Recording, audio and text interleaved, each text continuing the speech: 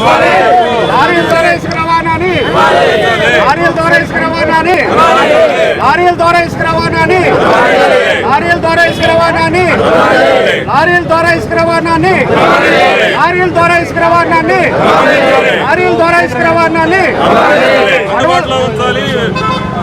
ఇసుకను పడవల ఇసుకను పడవల ఇసుకను పడవల ఇసుకను పడవల ఇసుకను పడవల ఇసుకను లారీల ద్వారా ఇసుక రవాణాకు లారీల ద్వారా ఇసుక రవాణాకు లారీల ద్వారా ఇసుక రవాణాకు లారీల ద్వారా ఇసుక రవాణాకు లారీల ద్వారా ఇసుక రవాణాకు లారీల ద్వారా ఇసుక రవాణాకు లారీల ద్వారా ఇసుక రవాణాకు అందుబాటులో ఉంచాలి పడవల ఇసుకను అందుబాటులో ఉంచాలి పడవల ఇసుకను పడవల ఇసుకను పడవల ద్వారా ఇసుకను పడవల ద్వారా ఇసుకను ఓపెన్ చేయాలి రీచ్లన్నీ ఓపెన్ చేయాలి రీచ్లన్నీ ఓపెన్ చేయాలి రీచ్లన్నీ ప్రజలకు అందుబాటులో ఉంచాలి ఇసుకను ప్రజలకు ఇసుకను ప్రజలకు ఇసుకను ప్రజలకు లారీ ఓనర్లు 75 రోజుల నుంచి చాలా ఇబ్బంది పడుతున్నారు.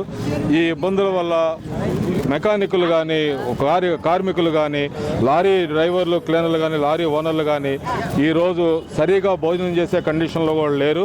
చాలా ఇబ్బందులు ఉన్నారు. చాలా లారీలు ఫైనాన్సులు పట్టుకెళ్లే కండిషన్కి వచ్చినాయి. వాళ్ళు లారీ తిరిగితే కానీ బతకలేని కండిషను.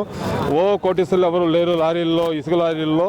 దానికి ఈ అసంఘిక కార్యక్రమాలు లేకపోతే ఏదో జరిగిపోతుందనే ఉద్దేశంతో లారీలు ఆపడం అనేది చాలా అమానుషం. లారీలు వారు ఎవరు చేరు, వాడు కిరాయికే, వాళ్ళు కిరాయి కోసమే వాళ్ళు ఆలోచిస్తారు.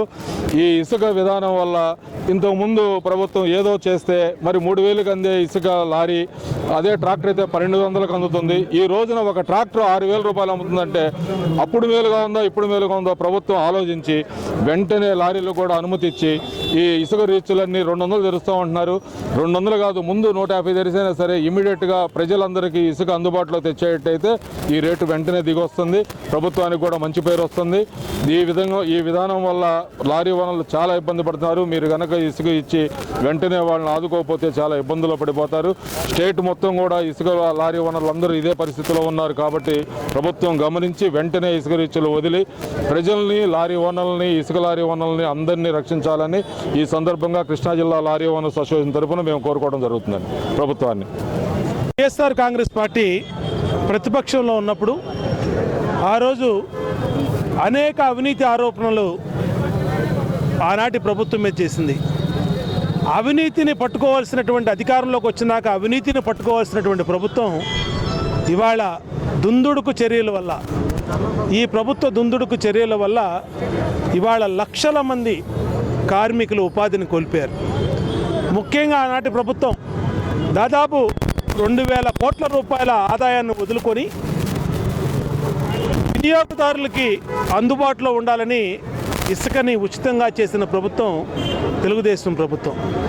ఈ రోజున ఏదైనా విధాన లోపాలున్నా, ఎక్కడైనా అవినీతి జరుగుతూ ఉన్నా వాటిని సరిచేయాలి. కానీ ఇవాళ 70 రోజుల నుంచి మరి అసంఘటిత కార్మికులు, భవన నిర్మాణ కార్మికులు, ఇలాగా లారీ ఓనర్లు కానీ, క్లీనర్లు కానీ, మెకానిక్లు కానీ దాదాపు 70 రోజుల నుంచి పస్తులు ఉంటా ఉన్నారంటే ఈ ప్రభుత్వం తెలుగుదేశం పార్టీ మీద కక్ష సాధిస్తూ ఉందా, లేదంటే తన దుందుడుకు చర్యల వల్ల ఇవాళ ప్రజల్ని ఇబ్బందులు పెడతా ఉందా గమనించాల్సినటువంటి అవసరం ఈ ప్రభుత్వానికి ఉంది.